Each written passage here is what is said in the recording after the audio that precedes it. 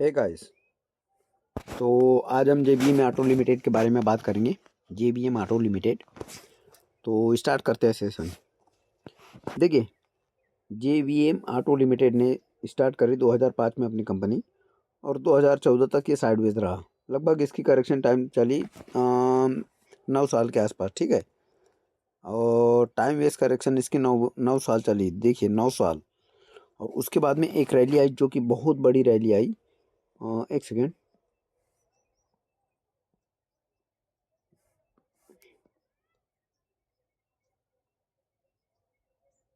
ये वाली रैली, ठीक है। 333 दिन लगे, और 11 कैंडल में, 333 दिन 11 कैंडल में ये लगभग कितने रुपए का मूवमेंट दिया? 90% का रिटर्न दिया। सिर्फ 11 कैंडल, 333 दिन, लगभग एक साल भी पूरा नहीं हुआ, ठीक है। अब क्या है, यहाँ पे एक करेक्शन हुई, जो कि इसका हाफ टाइम इसने ली नहीं। देखिए,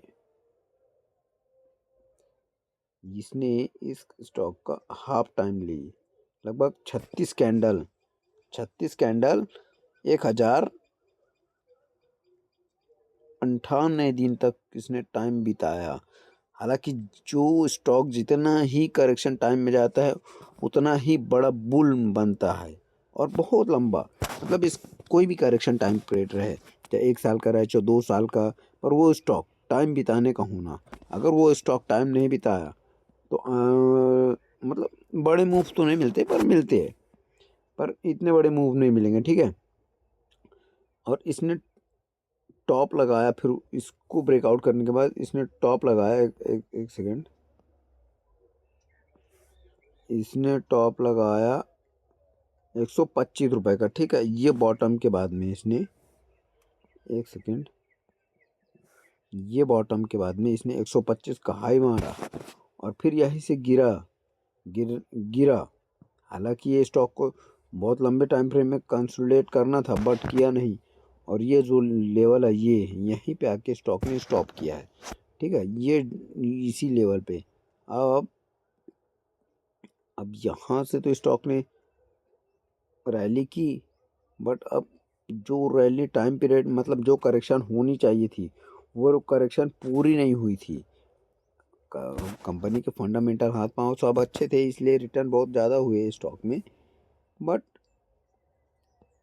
कैसा है ये स्टॉक, इसके पहले बहुत बड़ी बड़ी रैली दे चुका है, और इसके जो वेव्स, वो 2 वेव्स कंप्लीट हो चुके थे, ठीक है। एक सेकेंड। एक ये वाली वेव्स, और एक ये वाली वेव जो अभी मैं दिखा रहा हूँ, ठीक है। 2 वेव्स कंप्लीट हो गए, और उसके साथ में अभी से, हालांकि ये गिरने का रीज़न ये है कि जो ये प्रीवियस सपोर्ट लिया था इसने, ये वाला, वहीं पे आके 2 बार बॉटम क्रिएट किया है, ठीक है। अब स्टॉक ने हर लेवल को एक बार रिटेस्टिंग की है, और जब ये टॉप टूटा है, तब तो ये पहले टारगेट डन हो गए थे, मतलब देखने को मिले हमें दूसरे भी टारगेट डन, और इसके बाद में ये टारगेट डन हुए, और उसको ब्रेकआउट करके ये लेवल को टेस्टिंग करने आ गया था स्टॉक, ठीक है। और फिर ये लेवल को ऐसे ही, मतलब छोटे टाइम फ्रेम में ही इसको टेस्ट किया है, और इसको डन कर दिया, ठीक है। पूरा टारगेट डन किया इस स्टॉक ने,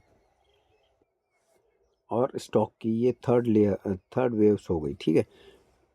3 वेव्स के बाद में चौथी वेव्स ऐसी आती है, जो कि बहुत लंबे टाइम फ्रेम की करेक्शन जाती है, जो बहुत बहुत मतलब जो हाईली, मतलब बहुत 1 साल 6 महीने 8 महीने की इनके टाइम में करेक्शन जाते हैं इनकी, ठीक है। तो उसके बारे में थोड़ा डिटेल में बात करते हैं। अभी स्टॉक क्या कर रहा है, जस्ट मिनट में अभी स्टॉक क्या कर रहा है, जो टॉप लगाया था 1200 रुपये का, ये वाला, एक सेकेंड, 1200 रुपये का जो टॉप लगाया है स्टॉक ने, ये वाला, यहीं से रिवर्सल लिया है। एक सेकेंड, यहीं से रिवर्सल लिया है, दिख रहा है ना, ये वाला। अब यहीं से रिवर्सल लिया है, और इस लेवल को 2 बार करेक्ट किया है इसने। 2 बार करेक्शन की है, कि एक बार नहीं तो एक बार फॉल कर रहा है, दूसरी बार कोशिश की कि वो अपसाइड जाऊँ, बट स्ट्रांगली यहाँ पे सेलर होने के कारण यहाँ इन्वेस्टर्स निकले हैं, और डायरेक्ट डाउनफॉल किया है लास्ट पॉइंट में। हालांकि यहाँ पे छोटे टाइम फ्रेम में एक सपोर्ट भी है, बट उसको बाद में दिखाता हूँ मैं। देखिए यहाँ पे से स्टॉक ने फॉल किया था, तो यहाँ तक तो कंटिन्यू किया, बाद में उसने 1 महीने की कैंडल में एक ही बार में ये दोनों लेवल को ब्रेक दे दिया इसने। ब्रेक देने के बाद ये जो लेवल है ये वाला और ये वाला, ये दोनों लेवल के आसपास स्टॉक घूम रहा है, यही लेवल के पास में घूम रहा है, ठीक है। अब यहाँ से आने वाले समय में एक तो ये डब्ल्यू पैटर्न यहीं पे डबल बॉटम बना है तो ठीक है, नहीं तो अगर ये लेवल टूटा तो हमें आने वाले टारगेट ये मिल सकते हैं और 200 मूविंग एवरेज भी एक टारगेट बन सकता है हमें, पहला स्टॉक का। दूसरा, ऊपर की ओर अगर रैली करनी है इसे तो थोड़ा छोटे टाइम फ्रेम में जाके बताएंगे उसको। देखिए अगर स्टॉक को इस यहाँ से अगर रिवर्स लेना है अप साइड के लिए, तो हालांकि ऊपर की ओर जाने के चांसेस बहुत कम है, क्योंकि ये जो लेवल दिख रहा है ये 0.382 का, उस पॉइंट से स्टॉक ने 2-3 बार साइडवेज फॉर्म किया ये। अब ये आने वाले समय ऐसे है कि हालांकि इसका टाइम पीरियड अगर देखें, टाइम सर्कल और टाइम साइकिल, तो इसका अगर अभी करेक्शन कुछ हुई नहीं है, लगभग इसकी करेक्शन अभी साल 1.5 साल चलेगी, ऐसे ऐसे ऐसे ऐसे करेंगी, ऐसी ऐसी ऐसे ऐसे ऐसे भी करके ऐसे आ सकता है और नीचे भी जा सकता है, ठीक है।